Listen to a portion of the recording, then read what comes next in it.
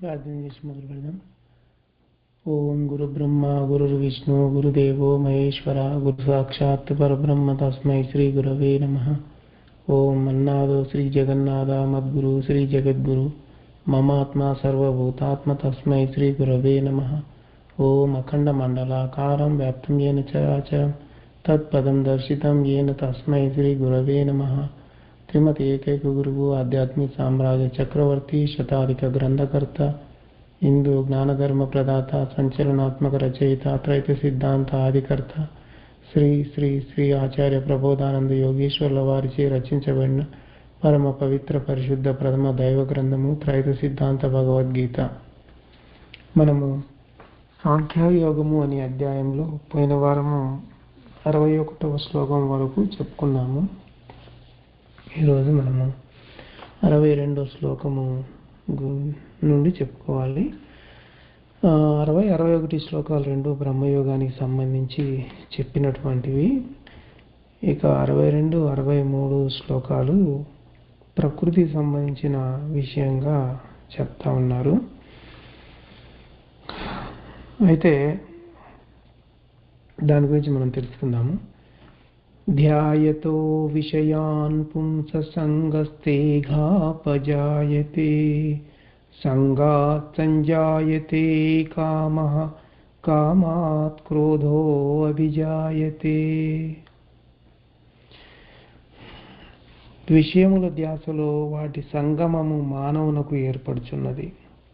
అట్టి సంగమము వలన మానవునకు కోరిక పుట్టుచున్నది. దాని వలన క్రోధము పుట్టుచున్నది. ఈ శ్లోకం యొక్క భావము వివరంలోకి వెళ్దాం. స్వామివారు మనకు అందించింది. మనకు జ్ఞానేంద్రియాలు 5 ఉన్నవి: కన్ను, ముక్కు, చెవి, నాలుక, చర్మము. వీటిని 5 వాకిళ్ళుగా చెప్పుకుంటాం. అంటే ప్రపంచ విషయాలకు 5 వాకిళ్ళు. ప్రపంచ విషయాలు వీటి ద్వారానే మనకి అందుతూ ఉంటాయి. అయితే మనసు ఎప్పుడైనా కానీ ఈ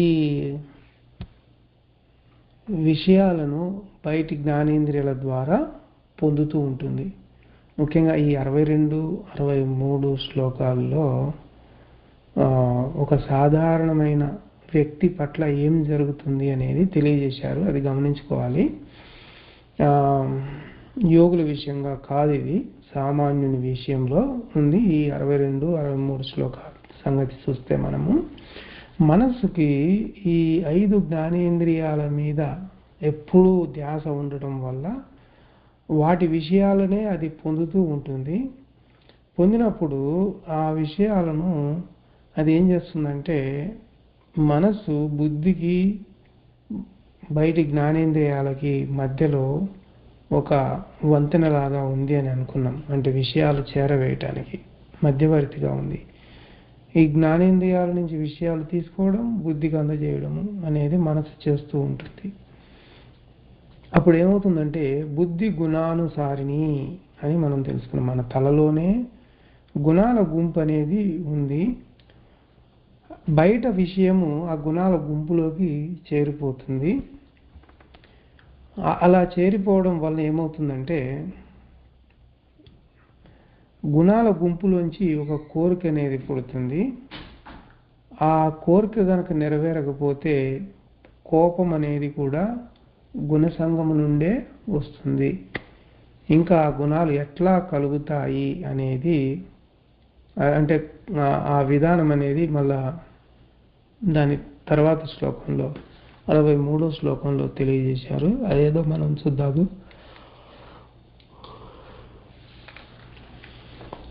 క్రోధాద్ భవతి సమ్మోహ సమ్మోహాత్ స్మృతి విభ్రమః స్మృతిభ్రంశాత్ బుద్ధినాశో బుద్ధినాశాత్ ప్రణశ్యతి.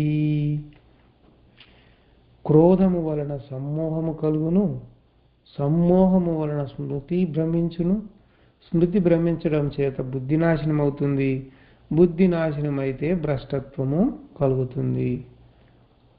ఇది ఈ 63వ శ్లోకం యొక్క భావము. దీన్ని ఇంకా స్వామివారు అందించిన వివరంలోకి మనం వెళ్ళినట్లయితే, మనకి గుణచక్రం అనేది ఉంది. గుణచక్రంలో 3 భాగాలు గుణాలు ఉన్నాయి. ఒక భాగం గుణరహితంగా ఉంది. మధ్యలో ఉన్న భాగము అది ఆత్మ భాగము. చుట్టూతా 3 ఉన్నాయి. తామస, రాజస, సాత్విక అనే గుణభాగాలు ఉన్నాయి. ఈ ఒక్కో గుణ భాగంలో 12 గుణాలు చొప్పున ఉంటాయి. మంచివి 6, చెడ్డవి 6 అనేది. బయట జ్ఞానేంద్రియాల నుంచి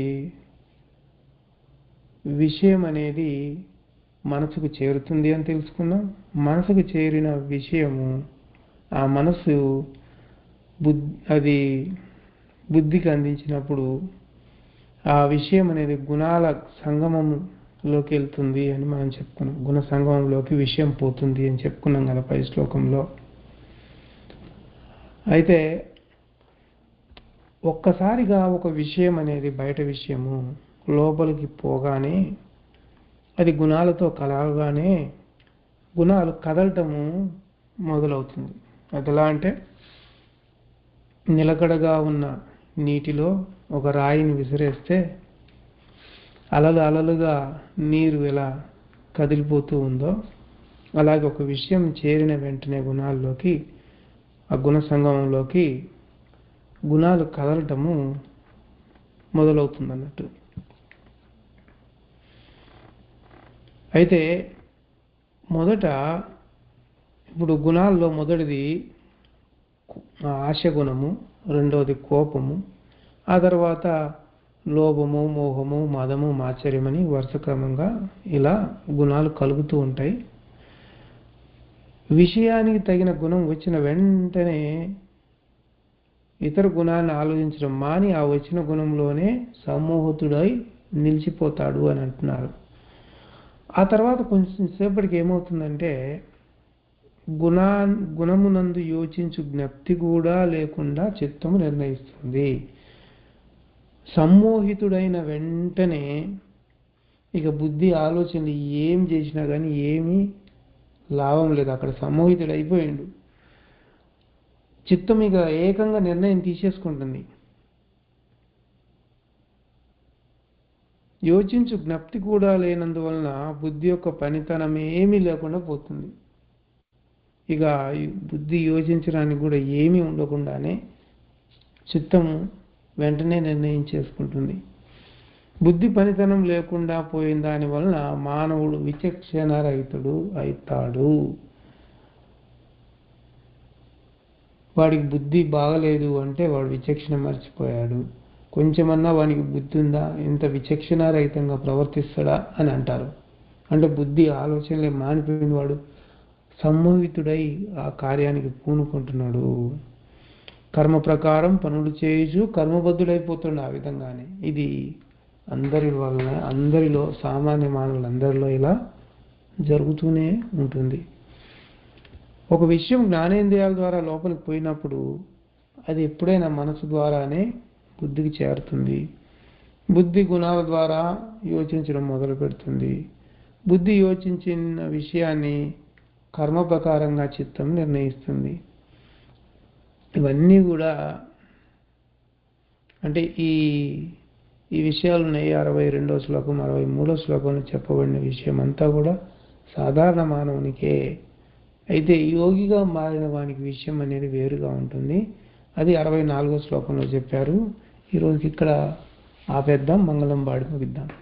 ఓం మంగళము మీకు మద్గురు చంద్రమా, మంగళము మీకు మహి ప్రకాశ, మంగళము చేసి మరి మ్రొక్కెద అఖిల జీవ సంఘ ఆత్మలింగ. అందరికీ ప్రబోధార్పణం. నమస్కారం.